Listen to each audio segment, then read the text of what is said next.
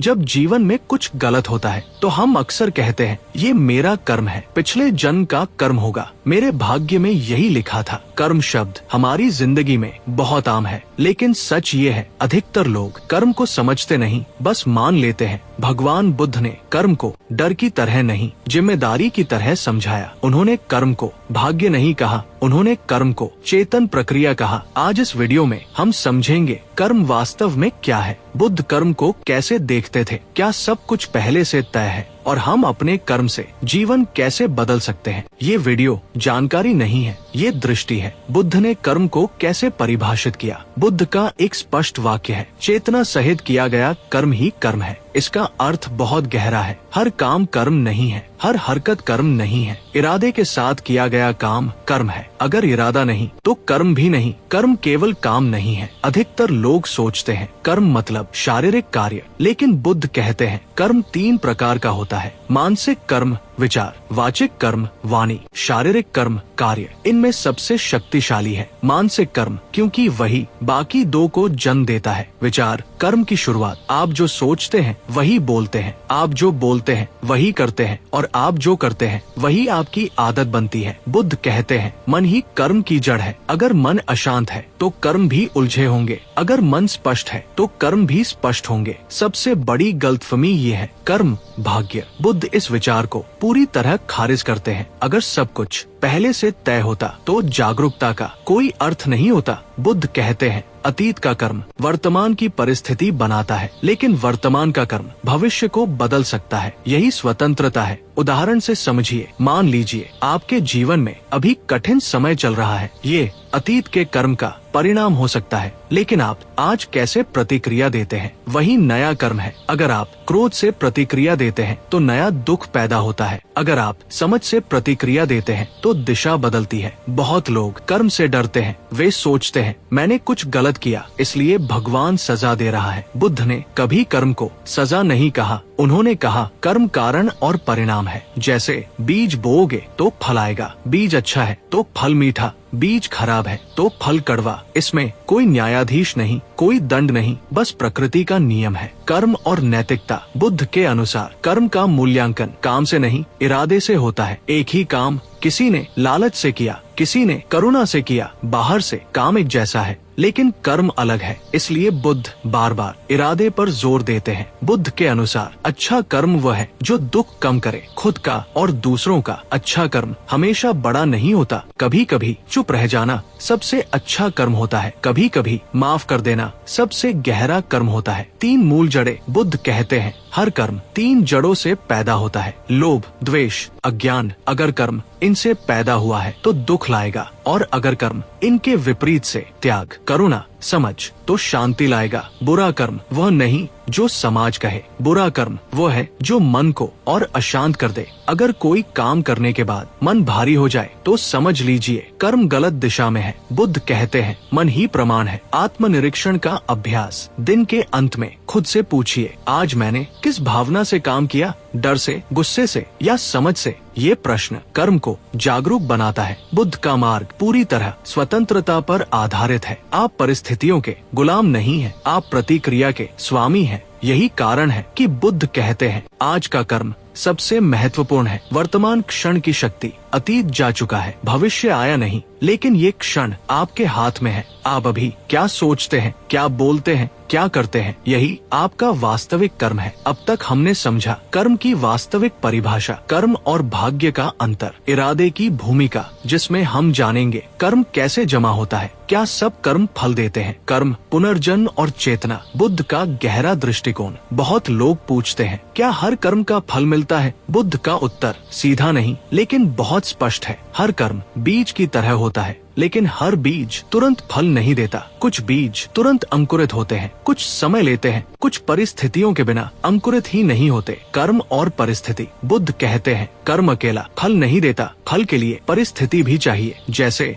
बीज के लिए मिट्टी, पानी, धूप जरूरी है, उसी तरह कर्म के लिए उचित परिस्थिति जरूरी है। इसलिए कभी कभी लोग कहते हैं मैंने गलत किया फिर भी कुछ नहीं हुआ, या मैंने अच्छा किया फिर भी दुख मिला। बुद्ध कहते हैं बीज पड़ा है, समय आने पर फल देगा। बुद्ध स्पष्ट कहते हैं नहीं, हर कर्म फल नहीं देता। कुछ कर्म इतने कमजोर होते हैं कि वे समाप्त हो जाते हैं। कुछ कर्म दूसरे कर्मों से ढक जाते हैं और कुछ कर्म इतने शक्तिशाली होते हैं कि वे जीवन की दिशा बदल देते हैं। इसलिए बुद्ध डर नहीं सिखाते, वे विवेक सिखाते हैं। कर्म का बोझ कम कैसे होता है? कर्म कोई खाता नहीं है जिसमें बस जोड़ होता जाए। बुद्ध कहते हैं जागरूक कर्म पुराने कर्म को कमजोर कर सकता है। अगर आपने अतीत में गुस्से से कर्म किया लेकिन अब समझ से करते हैं तो नया कर्म पुराने कर्म की धार काट देता है। यही कारण है कि परिवर्तन संभव है। ये विषय अक्सर गलत समझा जाता है। बुद्ध ने पुनर्जन्म को आत्मा की यात्रा नहीं कहा, उन्होंने कहा चेतना की निरंतरता। एक दिए से दूसरा दिया जलता है, न वही लौ है न बिल्कुल अलग। उसी तरह कर्म चेतना की धारा को आगे बढ़ाता है। डर की जगह समझ। बुद्ध कभी पुनर्जन्म से डराकर नहीं सिखाते, वे कहते हैं अगर तुम इस जीवन में जागरूक हो जाओ तो यही मुक्ति है। पुनर्जन्म डर का विषय नहीं, समझ का विषय है। बुद्ध ने कोई आदेश नहीं दिए, उन्होंने कहा देखो कौन सा कर्म दुख बढ़ाता है और कौन सा दुख कम करता है। जो दुख कम करे वही सही है, जो दुख बढ़ाए वही गलत है। इतना सरल अष्टांग मार्ग और कर्म बुद्ध का 8 गुना मार्ग असल में कर्म का मार्ग है। सम्यक दृष्टि, सम्यक संकल्प, सम्यक वाणी, सम्यक कर्म, सम्यक आजीविका, सम्यक प्रयास, सम्यक स्मृति, सम्यक समाधि, इनका उद्देश्य एक ही है, जागरूक कर्म। बहुत लोग सोचते हैं अगर मैंने गलत किया तो क्या माफी से कर्म कट जाएगा? बुद्ध कहते हैं माफी जादू नहीं है, लेकिन माफी मन को बदल देती है और जब मन बदलता है तो नया कर्म पुराने कर्म को कमजोर करता है। खुद को माफ करना सबसे कठिन है। खुद को माफ करना। हम दूसरों की गलतियां भूल जाते हैं लेकिन अपनी नहीं। बुद्ध सिखाते हैं अगर आप सीख रहे हैं तो आप दोषी नहीं हैं, सीख ही मुक्ति है। बुद्ध के अनुसार सबसे शक्तिशाली कर्म है करुणा। जब आप करुणा से कार्य करते हैं तो कर्म शुद्ध होता है। करुणा केवल दूसरों के लिए नहीं, खुद के लिए भी। करुणा का प्रभाव, करुणा से किया गया कर्म मन को हल्का करता है और हल्का मन कम दुख पैदा करता है। यही कारण है कि करुणा बुद्ध मार्ग का केंद्र है। अगर आप कर्म को सही मायने में समझना चाहते हैं तो ये अभ्यास करें। हर दिन के अंत में खुद से पूछें आज मैंने किस भावना से काम किया, डर से, गुस्से से या समझ से? ये प्रश्न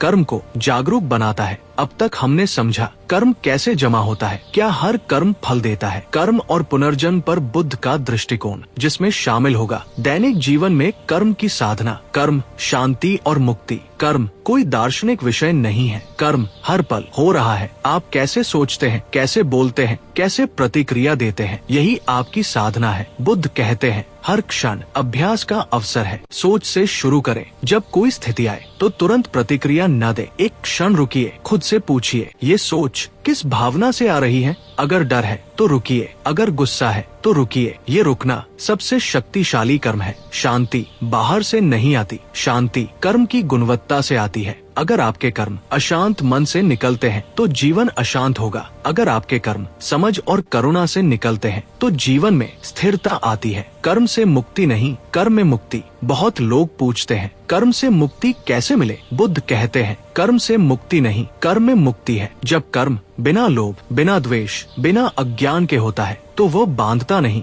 यही मुक्त कर्म है। अहंकार कर्म को भारी बनाता है। मैं कर रहा हूँ, मेरी वजह से हुआ, मुझे फल मिलना चाहिए। बुद्ध कहते हैं जहाँ अहंकार है वहाँ बंधन है। अहंकार को हल्का करना, अपने कर्म को सेवा की तरह देखिए, करिए, लेकिन मैं को बीच में मत लाइए। जब मैं हटता है तो कर्म हल्का हो जाता है। ध्यान कर्म को शुद्ध करता है। जब आप ध्यान करते हैं तो आप अपने मन को देखते हैं और जब मन साफ होता है तो कर्म स्वाभाविक रूप से सही दिशा में बहता है। ध्यान का प्रभाव। ध्यान आपको बेहतर इंसान नहीं बनाता, ध्यान आपको जागरूक इंसान बनाता है और जागरूकता कर्म को स्वयं बदल देती है। बहुत दुख इसलिए होता है क्योंकि हम वास्तविकता से लड़ते हैं। बुद्ध कहते हैं जो है उसे स्वीकार करो। स्वीकार निष्क्रियता नहीं है, स्वीकार स्पष्टता है। स्वीकार से नया कर्म। जब आप स्थिति को स्वीकार करते हैं तो आप शांत रहते हैं और शांत मन से नया कर्म उत्पन्न होता है। यही कर्म भविष्य बदलता है। क्षमा कर्म की शुद्धि है। जब आप किसी को मन से माफ करते हैं तो पुराना कर्म